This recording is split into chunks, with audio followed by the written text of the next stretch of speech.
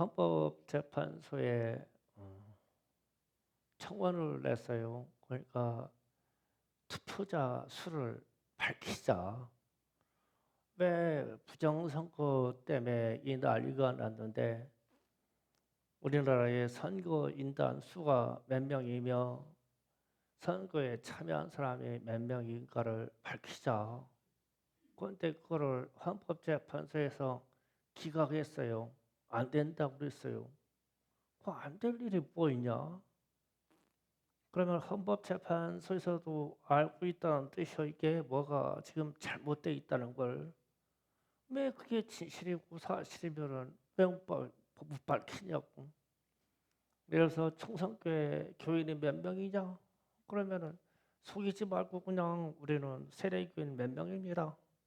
그러면 되잖아. 그리고 출석교인이 몇 명입니까? 그럼 세례교인 중에 뭐 몇 명이 출석합니다. 그 숫자가 뭐 썩일 일이 있냐고. 그런데 기각을 해버렸죠. 그 참 기가 막힌 세상이다.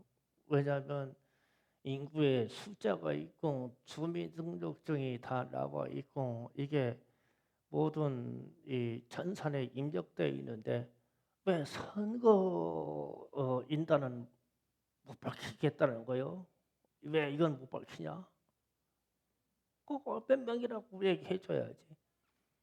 그러면은 이제 이 백성들은 아무 소리 없이 그냥 그 숫자에 그냥 쏘고 가야 되느냐 그런 문제가 있고 어제 보니까 뭐 전국에서 뭐 부산에서까지 이 탄핵 반대 집회가 열렸어요. 그래서 이제 뭐 이런 단체는 여기에서 뭐 이런 단체는 여의도에서 뭐 세이브 코리아는 뭐 부산에서 뭐 이렇게 했는데 한 곳에 너무 많이 모이면 분산개체한 거거든요. 그랬더니 정규 방송에서 이 태극기 부대가 분열돼 가지고 네 군데 다섯 군데에서 각자 집회한다고 분열돼서 그게 무슨 언론이냐고. 민심이 막 폭발해서 막 지금 막 이쪽 저쪽에서 막 한 군데로 광화문에다 다 몰아놓을 수가 없으니까 막 그냥 서울에서 막 세 군데 네 군데 막 부산 전국에서 일어났는데 싸움 나서 내부에서 분열이 일어나서 그렇게 됐다는 거예요. 그걸 막 언론에서 막 말을 하는 거예요. 그냥 그걸 딱 들으면서 야, 뭐 희한한 세상이다. 그런 말을 듣고 또 다 쏘고야 내지는 속아줘야지. 언론이 그러니까. 우리는 지금 뭔가 흐름에 대해서 상당히 잘못된 세상을 살아가고 있어요. 우리가 가지고 알고자 하는 진실에 대해서 계속 속여.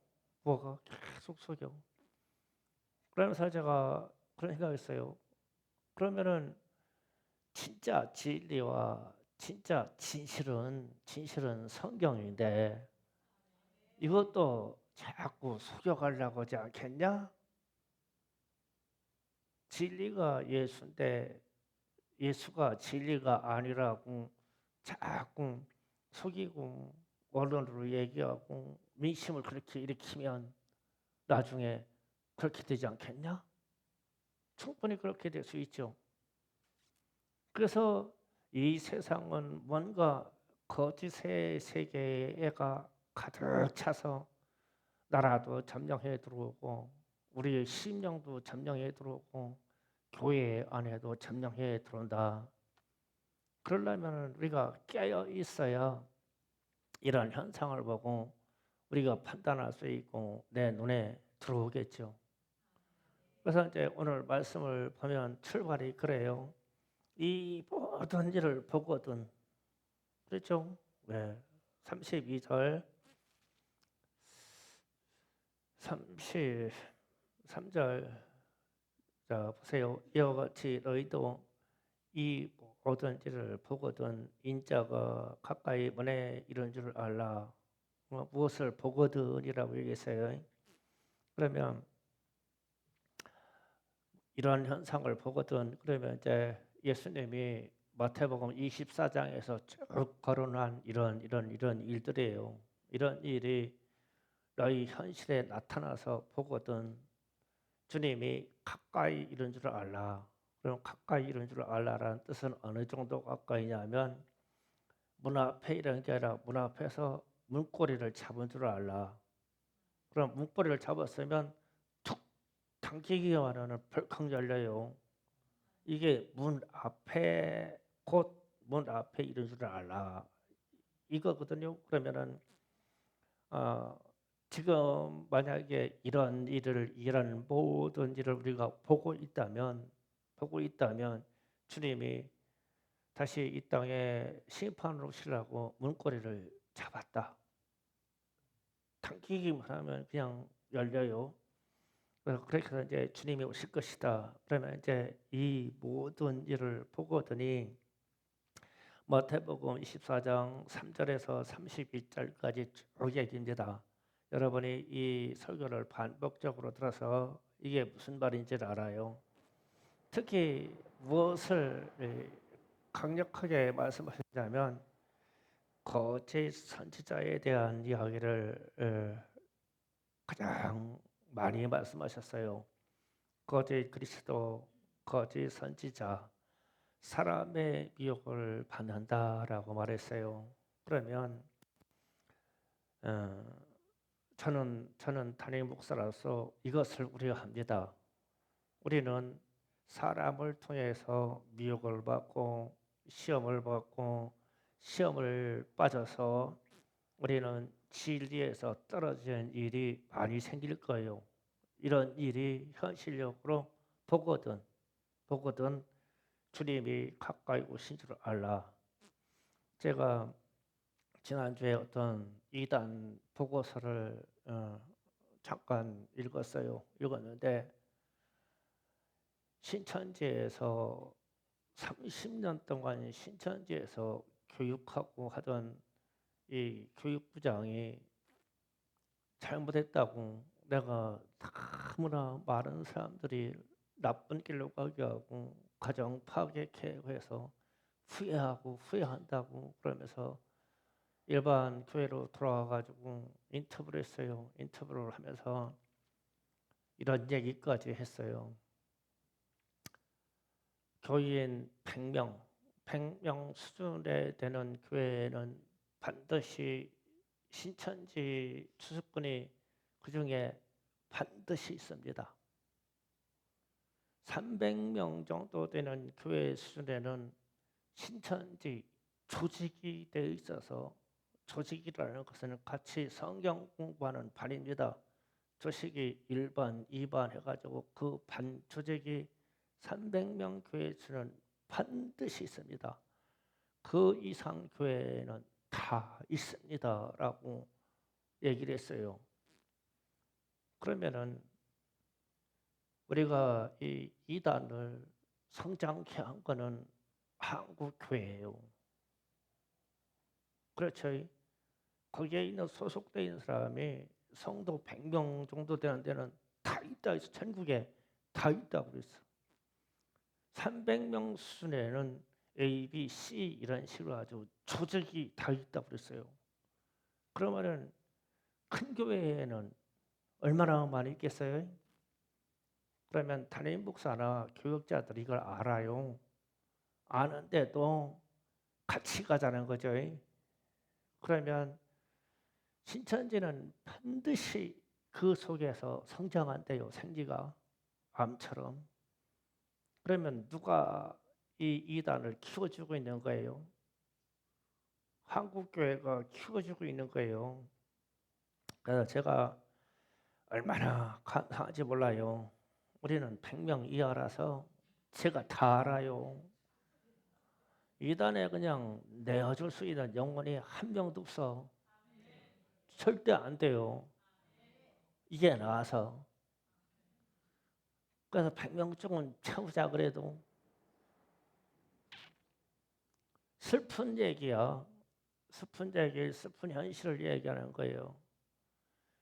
그래서 그러면 우리가 미혹하는 거짓 선지자 이단들에 대해서 이미 한국 교회가 방어 능력을 잃었어요.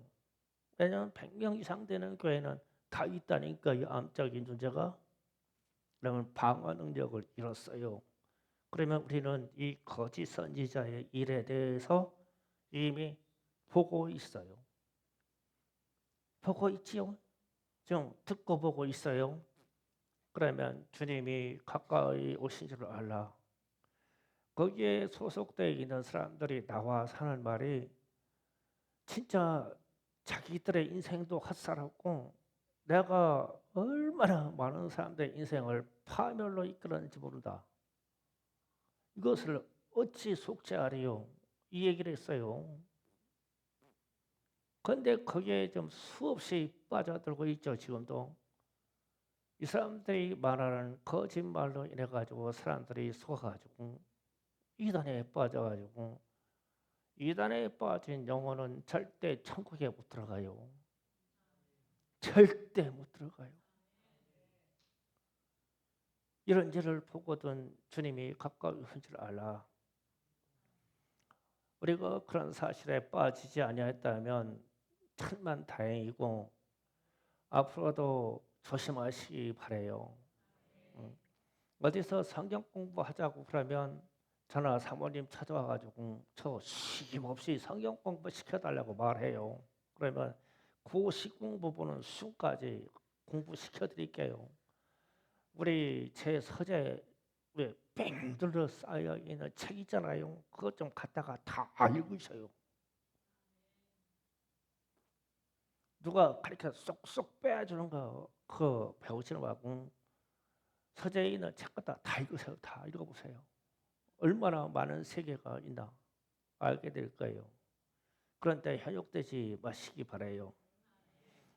그 다음에 두 번째로 염려하는 것이 멸망에 가져간 것을 성전에 산 것을 보거든 그랬어요. 그러면 멸망에 가증한 것이 성전에 산 것을 보거든 이것도 보이거든이라는 얘기예요. 그러면 멸망에 가증한 것이라고 했을 때 멸망하고 멸망의 반대말이 생명이라는 말이에요. 그러면 교회에는 생명의 일만 서 있으면 돼요. 그런데 이 반대의 멸망의 일로 간다는 거예요. 그러면은 이 멸망에 가증한 일이 뭐냐라고 했을 때 좀 쉽게 생각해요. 너무 상상할 거 없어요. 단도직입적으로 딱 얘기하면 우상이에요. 교회에 우상이 들어오면 끝난 거예요. 그래서 예루살렘 성이 주 70년경에 완전히 파괴될 때 로마가 이 예루살렘 성전에 뭐를 세우냐면 제우스 신상, 남자 신상 이것은 성경에 나오는 바알입니다. 그리고 여신상 비너스라고 하는 여신상을 세워놨어요. 그리고 하나님도 섬기고 세상에서 말하는 힘과 능력을 상징하는 제우스 신도 섬기고 아름다움을 상징하는 여신도 섬기고 그럼 얼마나 좋겠냐. 다 섬기자. 성전에 이게 들어왔어요. 그래가지고 속죄에 대해서는 오직 어린 양의 피로만 된다고 했는데 돼지 피로 제사를 지내고 성전에 막 돼지 피를 뿌리기 시작했어요. 그래가지고 주님의 말씀대로 벽돌 위에 벽돌 한 장 남지 아니하도록 다 파괴될 심판을 받았어요. 이게 오늘날 교회들의 이야기예요. 우리에게 교회에 무엇이 들어와 있냐라고 했을 때 오늘날도 우리에게 우상을 상징하는 생명의 반대를 생각하는 멸망으로 이끌어가는 것들이 그게 사상이든 종교다원주의든 다른 행사든 이게 들어와서 교회를 장악하고 있다면 일명이 멸망에 가증한 것은 들어온 거예요. 그러면 이런 것을 보거든 말세에 이런 줄 알라. 그래서 마태복음 24장 1절 2절에서 이렇게 말해요. 24장 1절 2절에서 예수께서 성전에 나와서 가실 때 제자들이 성전 건물을 가리켜 보이려고 나오니 대답하여 이르되 너희가 이 모든 것을 보지 못하느냐? 내가 진실로 너희에게 이르노니 돌 하나도 돌 위에 남지 않고 다 무너뜨려지리라. 이게 주 70년에 이게 이루어졌어요. 싹 다 무너졌죠.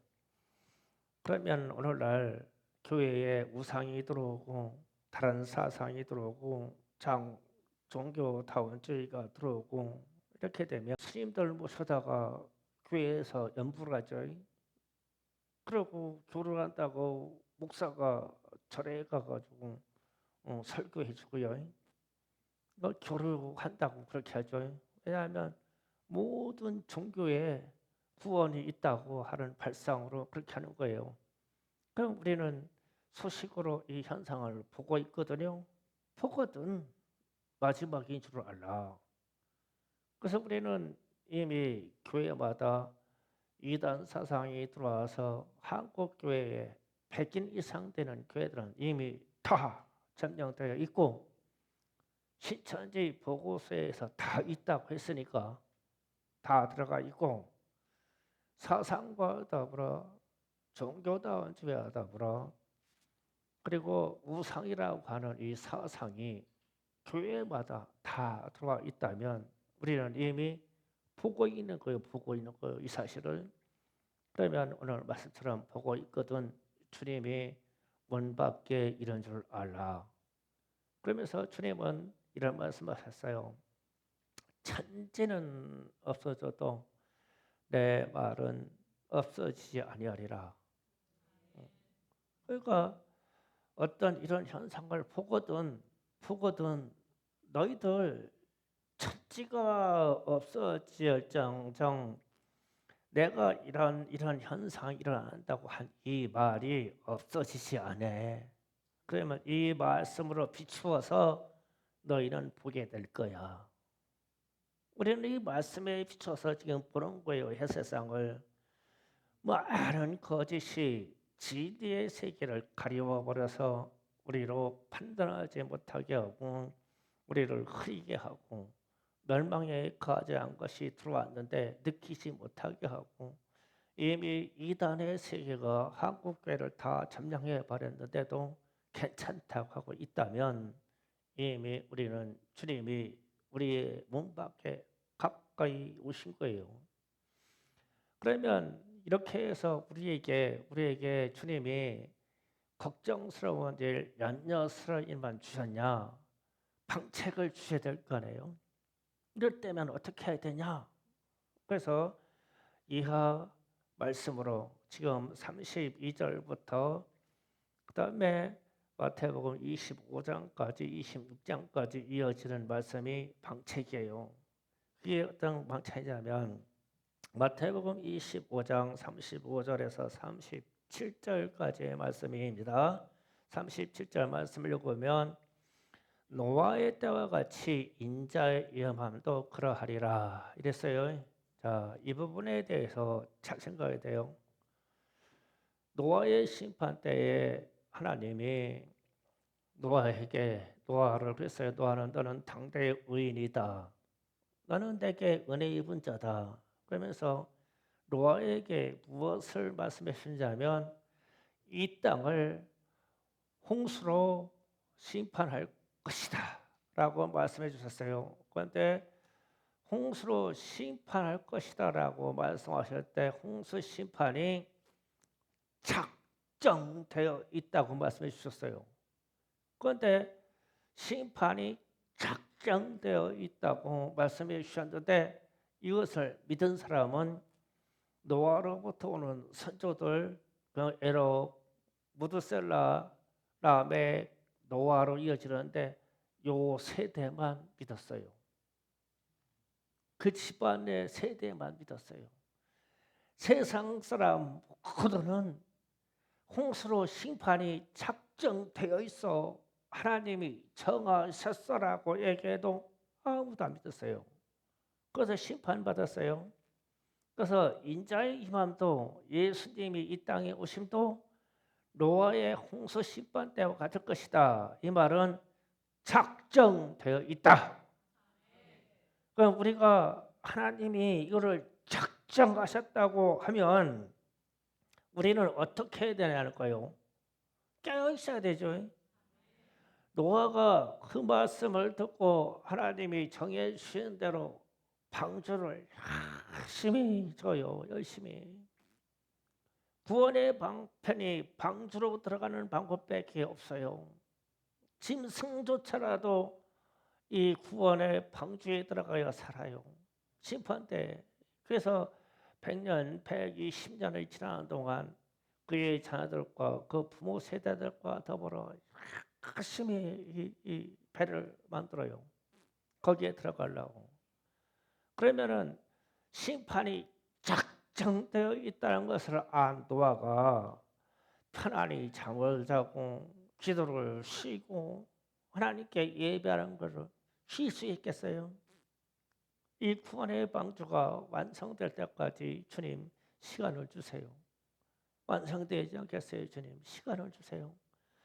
본인도 막 부지런히 막 뛰면서 기도하면서 막 가지 않겠어요? 왜냐하면 작정됐다는 걸 알으니까. 그 여러분의 귀에 지금 작정이라는 말이 들어와야 돼요.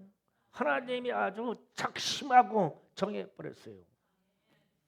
주님의 재림과 불의 심판에 대해서는 하나님이 아주 작심하고 정해놨어요.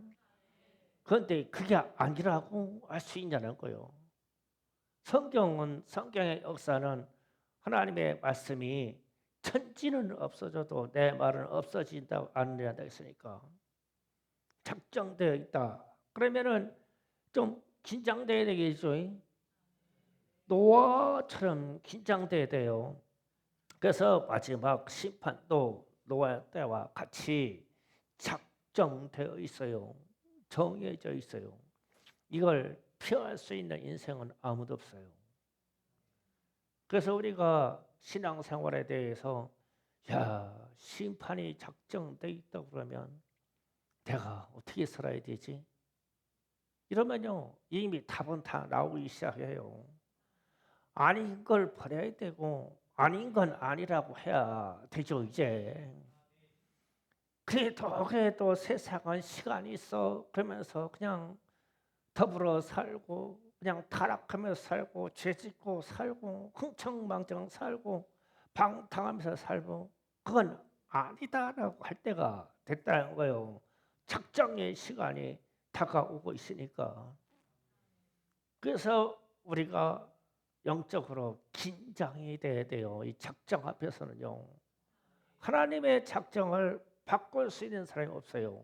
그래서 주님이 때와 시는 너희가 알라고 할 것 없다. 이 말은 하나님의 시간, 하나님의 작정하심이 정해져 있기 때문에 그분이 승인하시면 끝나. 이 의미를 잘 아시기 바랍니다. 그래서 주님이 열차녀 비유를 얘기해요. 뒤이어서 여러분이 시간 나는데 읽어보세요. 다 알 거예요. 열차녀 비유. 혼인잔치에 들어가는 5처녀와 혼인잔치에 못 들어가는 5처녀의 이야기를 했어요. 혼인잔치에 들어가는 5에게는 슬기롭다, 지혜롭다 하시고 혼인잔치에 못 들어가는 5에게는 미련하다, 어리석다 얘기했어요. 그런데 계시록 19장에서 보면 혼인잔치에 들어가는 성도들이 상당히 옳은 행실을 가지고 있다고 그렇게 표현되어 있고 또 어떻게 표현되냐면 혼인잔치에 들어가는 사람들은 복이 있도다 이렇게 말씀해 주셨어요. 주님의 말씀이. 그러면 여기서 우리가 유추해 볼 필요가 있어요. 하나님 나라 혼인잔치에 들어가서는 영원히 사는 자리잖아요. 그리고 주님의 신부가 되고요. 그 다음에 주님의 신부 친구들도 들어가요. 신부만 들어가는 게 아니라 등불을 들고 있는 사람들은 주님의 신부 친구에 썼어요. 이 사람들도 들어가요. 그런데 준비해 있는 사람은 다 들어가요. 그래서 이들은 하얀 세마포를 입었으며 성도로서 옳은 행실을 가졌다 했어요. 그러면 다섯과 다섯이 갈라졌을 때, 다섯이 슬기로운 사람이라고 했을 때 이들이 옳은 행실은 뭘까? 그러면 반대로 옳지 않은 행실을 한 건 뭘까? 그냥 본문 말씀에서는 열천의 부세는 뭐 기름을 준비했니 안 했니, 뭐 등을 가졌니, 뭐했니 이렇게 표현을 했지만 실질적으로 뭐냐라고 하면, 단도직입적으로 말하면 이는 그리스도인이냐, 이는 크리스찬이냐라는 말이에요. 그러면 크리스찬이라는 말은 그리스도화 되었다는 뜻이에요. 그러면은 예수님처럼 행동했다는 뜻이에요. 그게 그리스도인이잖아요. 초대교회 때 왜 그렇게 많이 순교를 했고 그렇게 많이 핍박을 받았냐면 예수님처럼 행동하고 예수님처럼 복음을 전하니까 이 사람들이 핍박을 받은 거예요. 그 여파로 순종을 했고, 그러면은 옳은 행실이, 이 신부들의 옳은 행실이 뭐냐? 예수님처럼 행동한 거예요. 그리스도처럼 행동한 거예요. 그러면 옳지 못한 행동은 뭐야? 예수님처럼 안 한 거예요. 그리스도처럼 행하지 않은 거예요.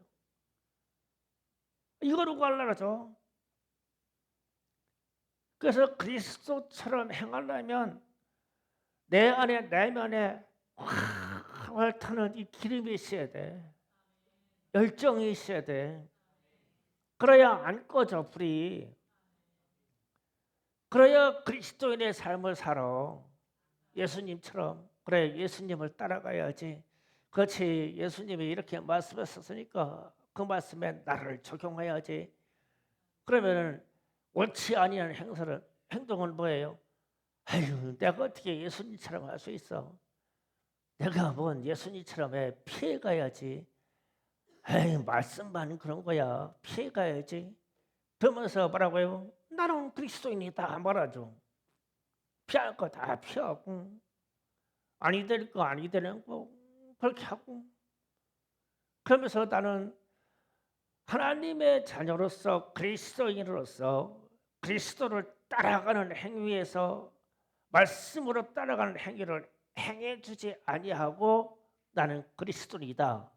그러면 옳지 않은 신부요, 어리석은 신부야. 그런데 나의 신앙생활이 나는 그리스도처럼, 나는 예수님처럼, 우리 저기 현판에 이것처럼 오직 예수처럼. 그러면은 그게 말로 행해서 말만 뱉어버리는 게 아니라 모든 신앙생활의 행위에서 예수님처럼. 그러면 옳은 행실이요. 그럼 이 사람이 신부야. 이 사람이 신부의 친구야. 그래서 그가 혼인잔치에 들어갔더라. 그런데 그리스도인처럼 해서 가면을 쓰고 있으면 주님이 금방 알아. 주님을 어떻게 속이겠냐고. 그래서 주님이 깨어 있으라고 말씀하셨죠. 그러면 우리는 철저하게 그리스도인이 되어야 돼요. 이게 열 처녀가 가지고 있는 특징이에요. 그 중에 슬기로운 다섯 사람의 특징이요. 이 사람들의 신앙을 철저해. 말씀에 대해서, 예수에 대해서. 그래서 말세 현상이, 이런 현상이 오거든, 이런 것을 보거든, 거짓 선지자들이 들어와서 교회들을 점령한 것을 보거든, 너희가 멸망에 가져간 것들이 교회에 들은 것을 보거든, 너희는 어떻게 하라고? 하나님의 이 심판이 작정되어 있는 것을 알고 너희는 참된 그리스도인의 삶을 살 수 있도록 해. 성경에 예수의 행정이 기록되어 있어. 진짜 그리스도인이 그때 판가른다니까. 진짜 크리스찬으로 살아. 이게 열천의 비유입니다. 그리고 또 방책으로 달란트 비유를 줘요. 뭐 5달란트 받은 사람이 얼마나 남기고 2달란트 받은 사람이 얼마나 남기고 1달란트 받은 사람이 1개를 가져가지고 왔다라고 하는 얘기는 다 알아요. 다 아느냐는데 이게 무슨 얘기냐면 결산을 한 얘기예요. 결산. 그러면 하나님의 나라는 이 땅에서 행한 대로 결산받는다는 거예요. 그게 공의예요. 그게 하나님의 공의예요. 하나님의 공의에는 공짜가 없어요. 하나님이 우리를 구원해 주시고 예수의 피해값을 쏟아 구원했을 때 예수의 생명 그분의 피해값에 어마어마한 수고의 공이지. 이거를 알면 우리는 예수의 피로 예수의 속죄함으로 구원받았습니다. 그러면서 우리는 공짜로 받으려고 그러는데 사실은 은혜는 공짜이지만 받아들이는 나는 이게 너무 소중해야 돼요. 그러면서 이걸 탁 받고 나면 공짜는 없어. 공짜는 없어. 이게 하나님의 공이에요. 그래서 천국에 이르면 반드시 결산을 받아. 생명의 결산을 받아요. 너희가 이 땅에 사는 동안 무엇을 속에서 무엇을 남기고 왔어? 주님이 이 결산을 하는 거예요. 그랬더니 남긴 사람은 자랑할 게 많아요. 주님 내게 5을 줬는데 내가 5을 남겨가지고 10개를 가져왔어요. 더 맡겼으면 더 가지고 왔을 텐데 주님이 그것밖에 안 맡겨주셨어요. 아 그럴 거 아니에요? 치사한 얘기가 아니죠. 2달란트 받은 사람이 5달란트 남겨가지고 주님 제게 2를 주셨는데 5 남겼어요. 이렇게 남겼고요. 이렇게 남겼고요. 이렇게 남겼고요. 예, 제게 있는 천국의 창고문을 열어보세요.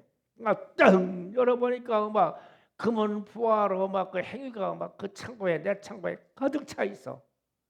그 주님도 인정하고 천사도 인정하고 내가 알아. 근데 창고라 가지고 내 창고를 삐 하고 열어봤더니 텅텅 비어 있는데 저기 위에 금쪽알이 하나 혹은 라면 한 봉지 딱 있어. 누구에게 라면 한 봉지 진심으로 배고 사람에게 공개했다고 라면 한 봉지 딱 있어. 뭐 딱 알아. 결산을 하신다는데 주님이. 그런데 어떻게 빈손으로 가겠냐고. 그래서 구원받은 1달란트 자기 생명만 가지고 주님 앞에 딱 갔더니 주님이 이 악하고 게으른 종아 너는 저주를 받아 저 지옥에 불에 떨어져라. 내가 그렇게 하라고 너 구원시켜 줬어? 그 얘기야. 반드시 결산한대. 그러면 말세가 이런 줄 알면 결산받을 준비를 하라는 거예요. 그러면 결산받을 준비를 하려면 무엇을 남길 것인가? 열심히 떼야지. 생명을 남길 것인가? 선교를 해서 남길 것인가? 참 나는 요즘 그 공국 풀 때는 재미가 좀 붙었어. 야, 참 기적이야 기적. 이 선교 자금 가뭄 시대에 막 선교해 달라는 데는 그냥 감나무 감 달렸어. 막 도와주세요. 아이고. 콩고 우리가 지원하던 과원은 또 방군해 와가지고 다 때려 부셨다네. 주시사까지 죽여버렸대. 그 도와주세요. 그런데 뭐 도와줄 것이 있냐고.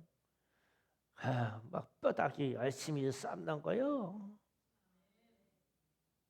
그런데 하나님이 불쌍히 여기시고 그냥 또 팔리게 하시고. 그래도 또 인도네시아 선교사님이 인도네시아 도와야 되는데 인도네시아 막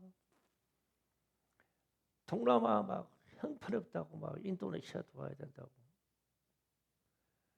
그 막 제게 막 카톡 계속 와요.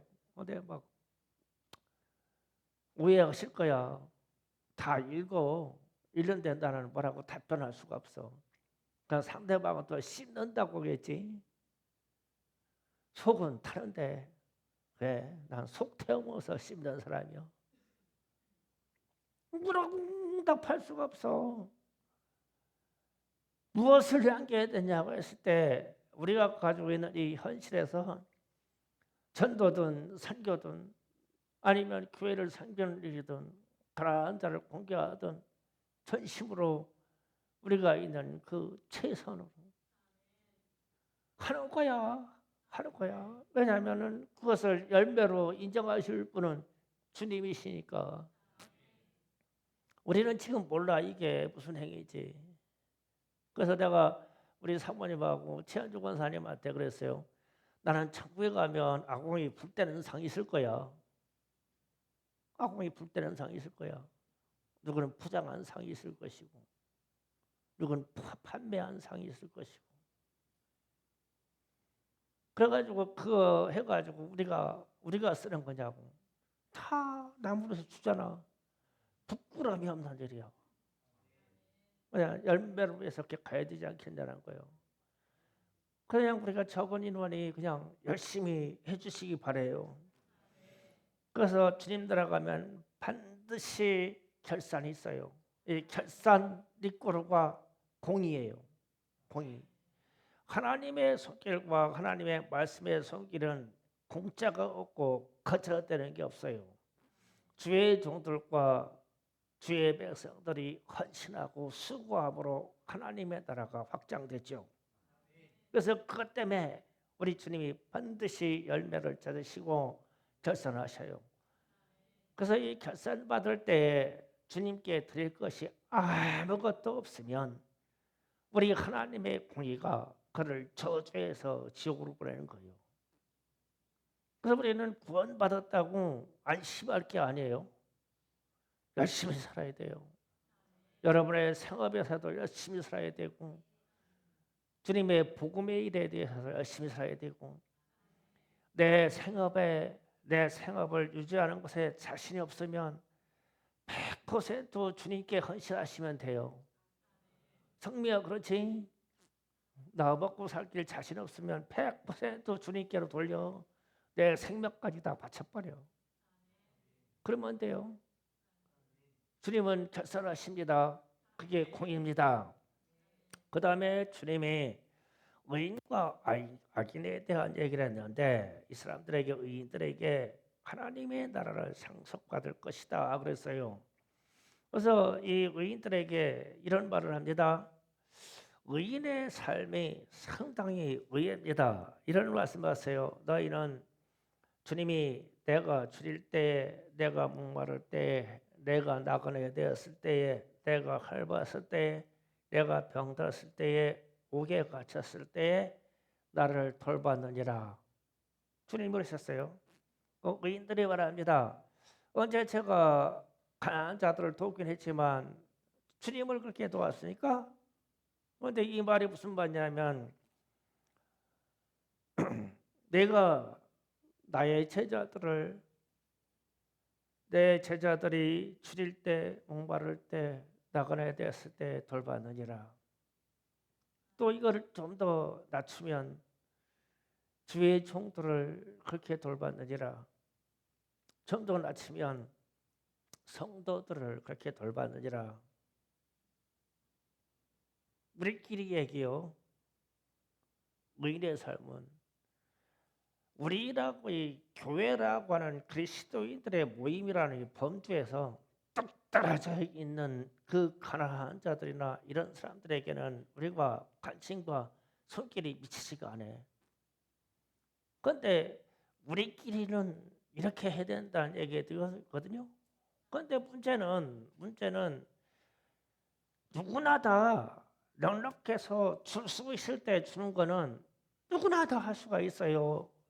욕심쟁이가 아닌 이상은 세상에 그렇게 굶주린 사람이 있고 막 그렇게 헐벗고 옷도 못 입고 있는 사람이 있다면 지금 내 앞에 나타나면 나는 언제든지 옷을 벗을 수 있고 내가 후딱딱 집에 뛰어들어가지고 내 잠바를 갖다가 입혀줄 수 있어요.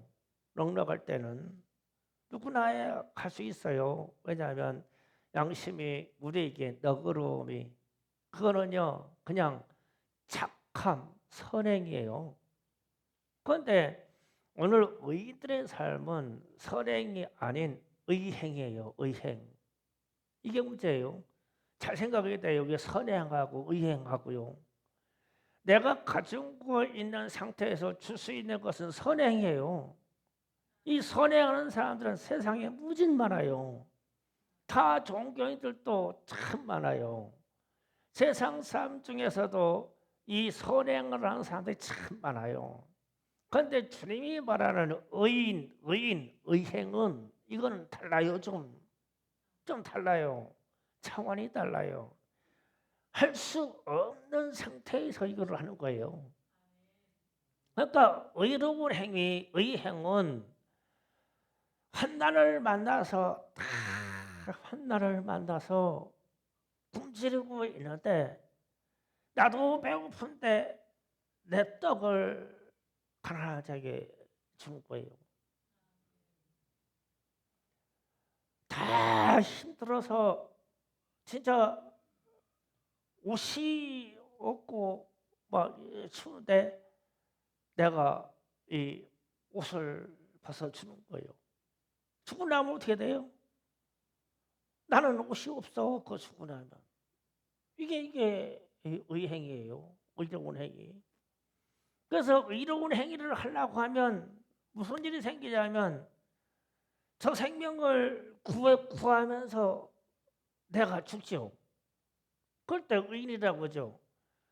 그러면은 우리가 생각해 봐야 돼요. 가장 아깝고 힘든 게 내 생명이잖아요. 그런데 열차길을 떠나는데 어떤 아이가 떨어졌는데 열차가 달려오는데 이 아이를 잡아서 던지고서 나는 빠져나갈 수 없어서 내가 열차에 치여 죽었어. 그러면 세상 사람들이 의인이라고 의인. 저 생명 구하려고 내 생명을 던졌으니까 의인이죠. 그러니까 이 말씀에서 주님이 너는 내게 행하였다라고 해서 내가 배고플 때 먹을 걸 주었어. 내가 헐벗고 있을 때 내게 옷을 주었어. 내가 병들어 있을 때 나를 돌봐 주었어. 내가 옥에 갇혀 있을 때 와서 돌봐 주었어.